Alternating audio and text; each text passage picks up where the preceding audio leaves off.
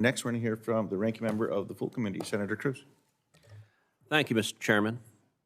Dr. Winfrey, you note in your testimony that one proven way to promote broadband affordability is through competition. According to a recent study by Econ One, competition from 5G fixed wireless service and home broadband markets was shown to produce billions per year in consumer savings. These are precisely the competitive benefits that the Spectrum Pipeline Act, which I introduced in partnership with Senators Thune and Blackburn, would provide.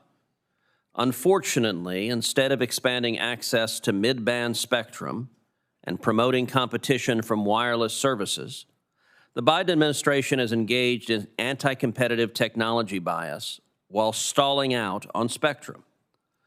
Dr. Winfrey, in your judgment, how would my spectrum pipeline legislation compare to the ACP in promoting long-term broadband affordability?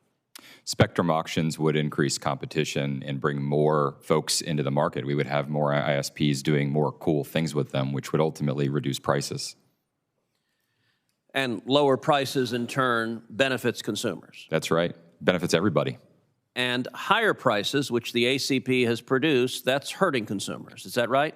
That's right. I mean, one of the issues with ACP is that it's a one-size-fits-all policy. It's a $30 monthly subsidy regardless of where that person sits. And one of the things that we've seen is that ACP has predominantly covered folks living in urban areas relative to rural areas.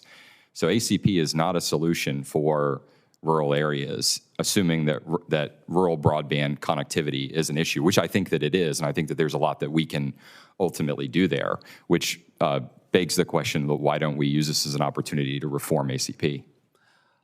Well, and millions of people across Texas and across the country are hurting from inflation that has been galloping in the last 3.5 years, particularly when Democrats had unified control of Congress and the White House, where they spent trillions of dollars we didn't have. They printed money we didn't have. They borrowed money from China we didn't have. They're producing inflation that is hurting working families across the country. And we now have Democrats coming back saying we want to spend billions more, even though it will fuel inflation and it will drive up the cost for consumers across the board. Is that right? That's right. So there are two ways that ACP affects prices. The first way that it affects prices is by setting essentially a price floor for plans. What my research shows is that predominantly hits, again, urban areas. So what we saw before ACP is a bunch of plans that were, say, 20 up, 20 down, $10 a month. Those went away during ACP, right? So the speed levels went up moderately, but the price level went from $10 to $30 because that's where the AC benchmark is. So all those cheap plans went away. And then the second way that ACP affects inflation is through government spending. I mean, right now we've seen, we live in an economic environment where the Fed is having a really difficult time getting inflation under control.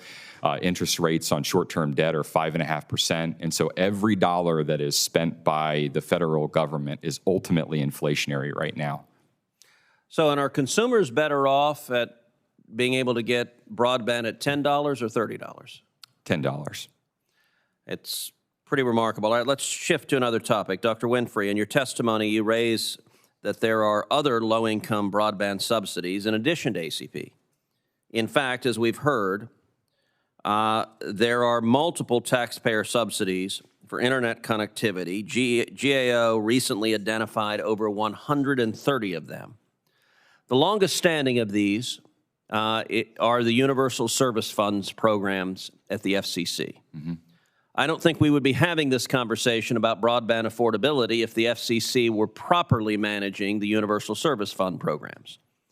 Dr. Winfrey, aren't some of these FCC programs demand-side subsidies, and what do these programs spend on a yearly basis? Sure, they're both demand-side subsidies, and then they're also supply-side subsidies. So there are four main programs. There's Lifeline, the high-cost program, schools and libraries, or E-rate, and then rural health care. And together, those four programs spend about $9 billion a year.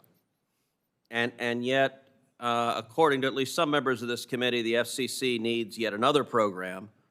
Why not fix the current programs and take the lessons the ACP has learned and apply them to making sure the funding we actually have works. This is what I proposed in my blueprint for Universal Service Fund reform.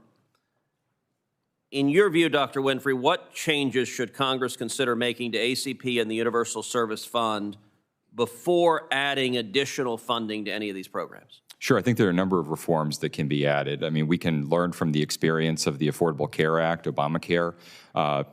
Premium tax credits went to low-income individuals, and we learned that folks who were receiving those tax credits shouldn't have actually been receiving those tax credits. And so one of the things that that Congress can do is it can learn from that experience to actually recapture ACP funds that should be used for low-income populations. It's probably going to folks who are making much more than 2 times the federal poverty line. Another option that the FCCIG has explored is requiring Social Security numbers for the receipt of ACP benefits to make sure that, again, folks who are entitled to the program are actually receiving the benefit, and that the benefits are not going to folks who shouldn't be receiving those benefits. But you know, as I mentioned before, one of ACP's main problems is that it's this universal program. It's a one-size-fits-all issue.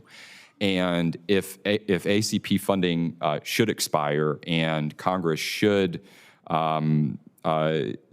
begin thinking about how to reform some of these underlying programs, it needs to take those regional differences into account, right? The issues that we see in New Mexico versus Minnesota versus Texas are all different, and these one-size approaches just don't work. We've learned that time and time again. Thank you.